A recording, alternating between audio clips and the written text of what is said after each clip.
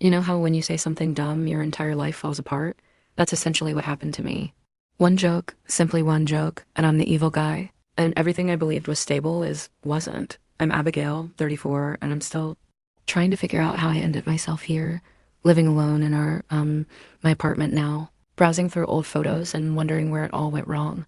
Charles and I were together for 8 years and married for 5 of them. He wasn't the most attractive guy I'd ever been with, but he was dependable.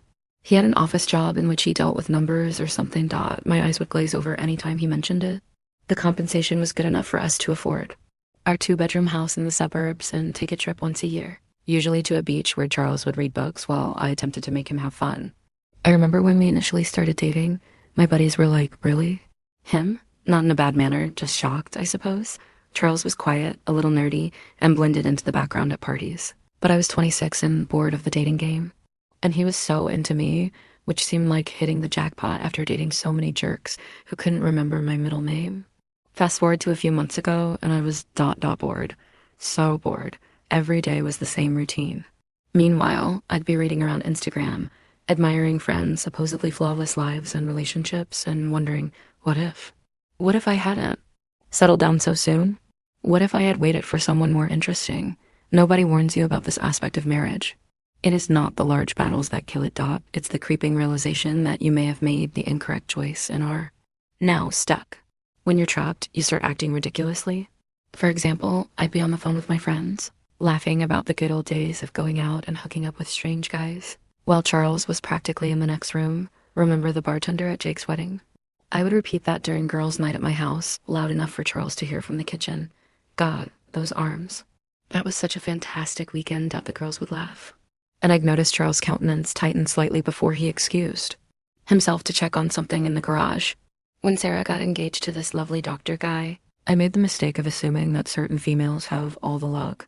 Directly in front of Charles, he simply sipped his coffee and said nothing. That's Charles. He never said anything. I just took it over and again. I would find myself comparing him to everyone.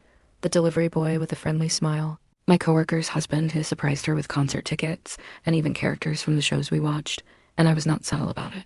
Why don't you ever dress that way? Alternatively, having a companion who can dance would be ideal. The worst thing was attending our friends' dinner parties. Charles would be out chatting about something uninteresting with the other husbands, while I'd be with the girls, wine glass always full, talking over him if he tried to join in. Oh my God, Charles, nobody wants to hear about spreadsheets. Everyone laughed, including Charles. But glancing back, his eyes were not smiling. Then came Jenna's dinner party. It was going to be just another Saturday night with our regulars. Delicious food, too much wine, and the typical talk. Jenna had recently redone her kitchen, and we were all oohing and ahhing over the marble countertops that her husband Brad had surprised her with. It must be good to have a husband with true taste, I said, sliding my palm over the marble. Charles still considers beige to be a strong color choice. The wine was flowing, and we discussed settling. Kayla stated, "I always imagine myself with a musician. Now look at me. I am dating an accountant. A younger version of myself would be quite disappointed. At least you aren't married yet," I remarked, the wine loosening my tongue. "You still have options?" Dana raised her glass, considering her options. Remember the options? God, I miss out on alternatives. That's what I should have. Shut up. Instead, I leaned in and added, "To be honest, if I had more options at the time, I would never have dated Charles. I just got weary of the games, you know?" The table went completely silent. I laughed, attempting to relieve the stress. "Oh, come on, we've all calmed down a little, right?" That is what growing up entails. That's when I realized Charles had heard everything. He was there in the doorway, a pitcher of water in his hands, looking at me as if I had slapped him in the face. "Charles," I began, but he simply laid the pitcher down carefully. "Excuse me," he replied quietly. "I'm not feeling good. I guess I need to get some air." The remainder of the night was a blur. Charles ultimately returned inside, but he was no longer the same, polite and distant. When we came home, I tried to speak with him, but he simply stated he was exhausted and went to sleep in the guest room. The next morning, I found him sitting at the kitchen table with red eyes. "Can we talk about last night?" he asked, regarding what you said. "Oh my God, are you still unhappy about it?" I rolled my eyes. "It was a stupid joke. Everyone exaggerated. Was it a joke, though?" His voice was unusually calm, as it did not sound like one. It sounded like something you had thought about a lot. You're being far too sensitive, I responded, feeling cornered. It isn't that profound, Charles. So, the guys have a small support group now? Are you all talking about your cruel wives behind our backs? This isn't about everyone else, he explained. This is about us, about how you basically told all of our friends that you chose me because you didn't have any other options. That was not what I stated. I could feel tears forming, the rapid, protective type that always helped me finish conflicts. You are distorting my words and making me feel terrible. Nobody else mentioned anything like that about their companion. Abby, it's just you, Charles.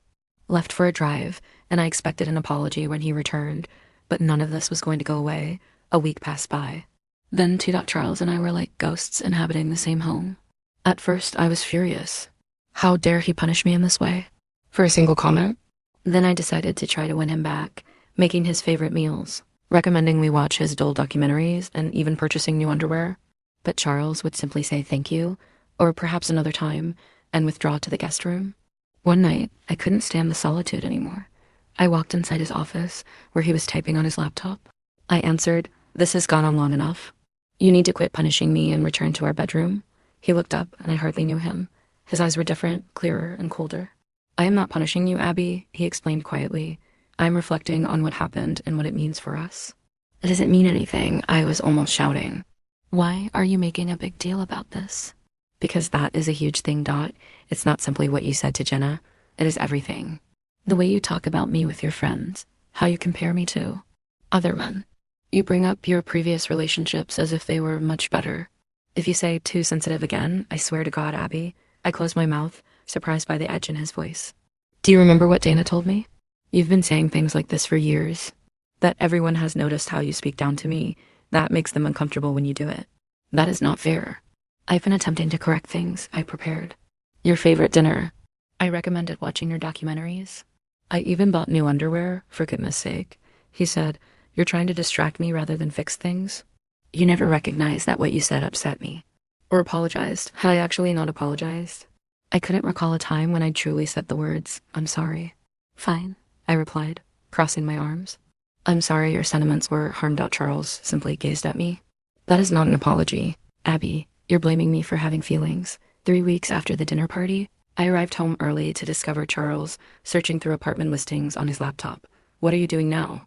I inquired, my voice higher than usual. He just stated, "I'm looking at apartments." "I'm thinking moving out." "Moving out? Like temporarily?" "This is not a fight, Abby. It's a basic issue in our connection. I've been thinking about it a lot. I've even talked to a therapist." "A therapist? Since when? Why haven't you told me?"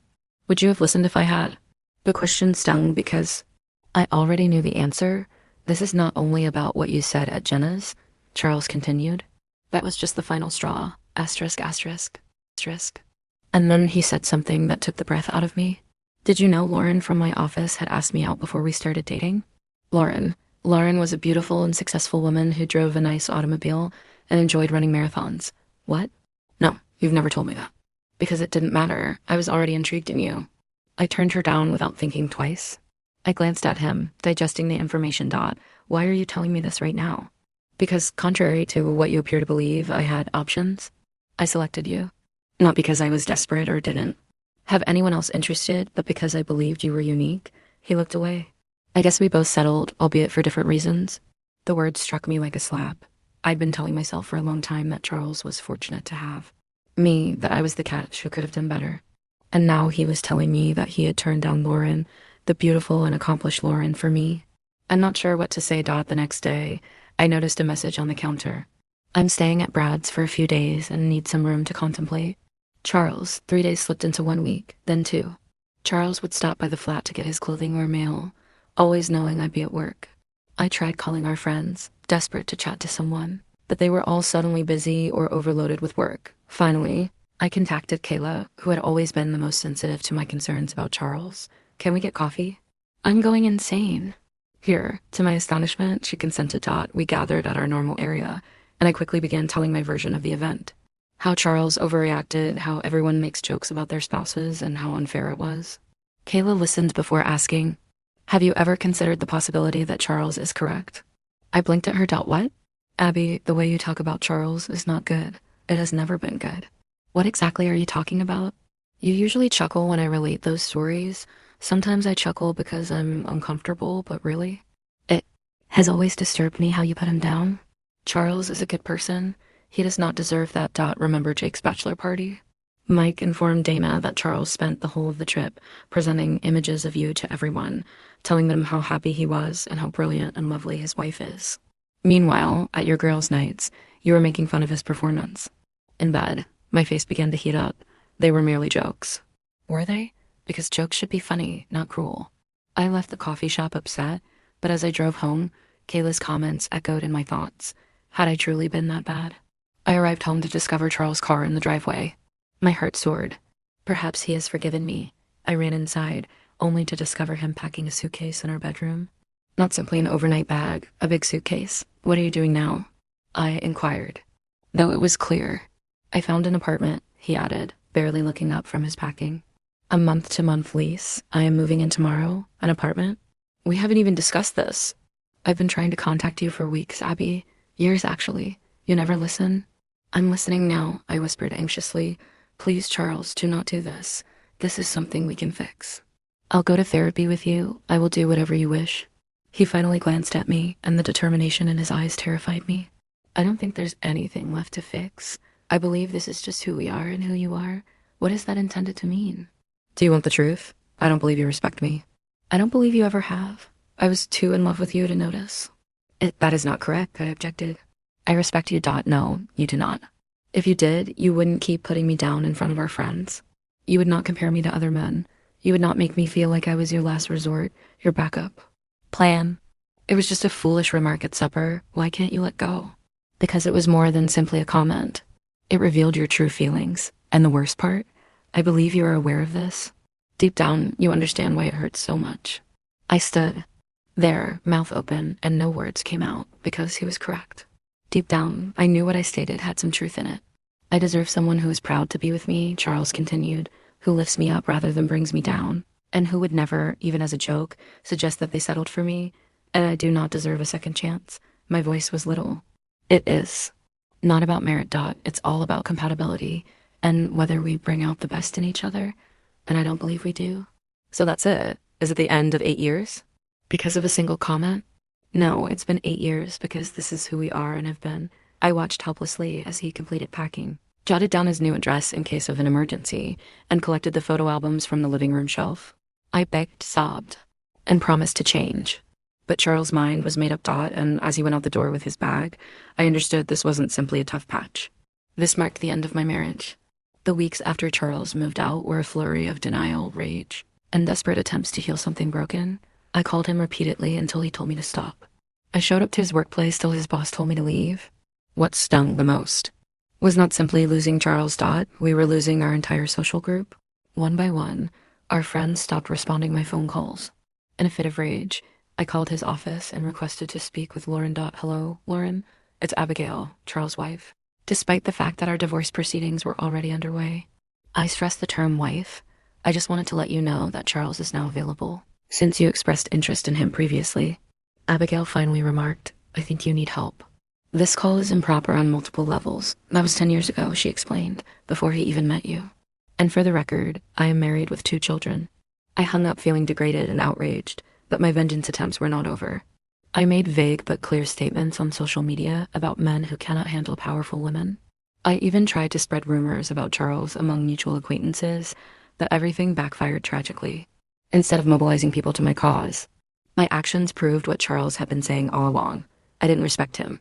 The final straw was when I bumped into Dana in the grocery store, and she actively turned her cart around to avoid me. Seriously? Are you going to pretend you don't see me right now? I demanded. Abby, I believe it is best if we don't chat right now. Why? Because Charles told you some sad story about how terrible I was to him? No, because of how you are behaving right now. Because of the social media posts. Because you attempted to spread rumors against him. Because you contacted his coworker unexpectedly. Do you know what the saddest part is? Charles still defends you. Even now, when others say awful things about you, he intervenes and says, Abby is not a bad person. She simply does not comprehend how her remarks affect others. He is still protecting you, and you are still attempting to bring him down. I stood motionless as her words set in. Even though I was trying to harm Charles, he continued to be kind. To me, what type of person has that made me? I returned home and erased my hateful social media posts. I stopped attempting to reach Charles. I sent Laura an apology email, and for the first time, I took a good look at myself. Look at my behavior, at how I treated the man I'd loved for 8 years. 3 months later, the divorce was finalized. He lived up to his pledge of generosity. I kept the apartment, most of my stuff, and even the newer automobile. All he asked for were his personal stuff and a portion of our savings. Then came the day that utterly destroyed me. I was in a coffee shop across town when I noticed him, Charles, sitting at a corner table with a woman I didn't know. He looked nice. Better than good. Good. He dropped weight, increased muscle, had his hair cut tastefully, and dressed more fashionably. But more than the physical changes, he appeared happy. Relaxed. He was chuckling at what the woman had said. His face lit up in a manner that I hadn't seen in years. I watched him stretch across the hand, the easy intimacy of it, the ease with which one feels affection. It was like a knife in my chest. Charles had moved on. He had discovered someone new, someone who probably didn't make jokes about him or tell her friends she'd settled for him. That night, I looked through old images, wondering where everything went wrong. My phone vibrated with a text from Kayla. I haven't heard from you in a while. You okay? Not really. I texted back. I saw Charles today. With someone new. I overheard Melissa. She works at the bookstore he has always adored. They'd been dating for some months. Several months. So he moved on practically shortly following our divorce. The thought ached more than I cared to admit. The next day, over coffee, Kayla told me the truth. You understand what your problem is, Abby? You didn't think you needed to. Try. You assumed that Charles would always be there, regardless of how you treated him. I know that now, I answered sadly. Do you? Because from where I'm sitting, you still believe this is a temporary situation, as if Charles is only teaching you a lesson and will ultimately return. She was correct. Part of me was still waiting for Charles to realize he had made a mistake. He's pleased with her, Abby. Kayla spoke gently. To be honest, I'm happier than I've ever seen him with you, and it isn't because she's more attractive or intelligent. She respects him. She raises him up rather than pulling him down. So what should I do now? I asked quietly. Learn from this. Determine why you treated someone you claim to love in that way. Work on yourself so that you do not repeat the same mistakes with the next individual. I didn't believe her then. I can't fathom ever getting over Charles. However, as the weeks passed into months, the crushing weight of remorse began to ease. Not because I stopped experiencing it, but because I had finally accepted it. I accepted that I had made mistakes. I accepted that Charles deserved more than I had treated him. I started treatment, as Charles had suggested years ago. I reunited with old pals and apologized without making excuses. I even went out to Charles to apologize. I apologize, I wrote, not only for what I said at Jenna's, but for everything, for making you feel inferior, for taking you for granted, for not realizing how fortunate I was to have you. He did not answer, and I had not expected him to. The apology was not for him. That was for me. A year after our divorce, I saw Charles and Melissa at a restaurant. My heart continued to constrict at the sight of him, but the anguish was less intense. He said, Abby, and nodded nicely. How are you? I'm doing better, I said honestly. Working on myself. You look good and joyful. I am, he stated simply. Melissa smiled at me, not unkindly.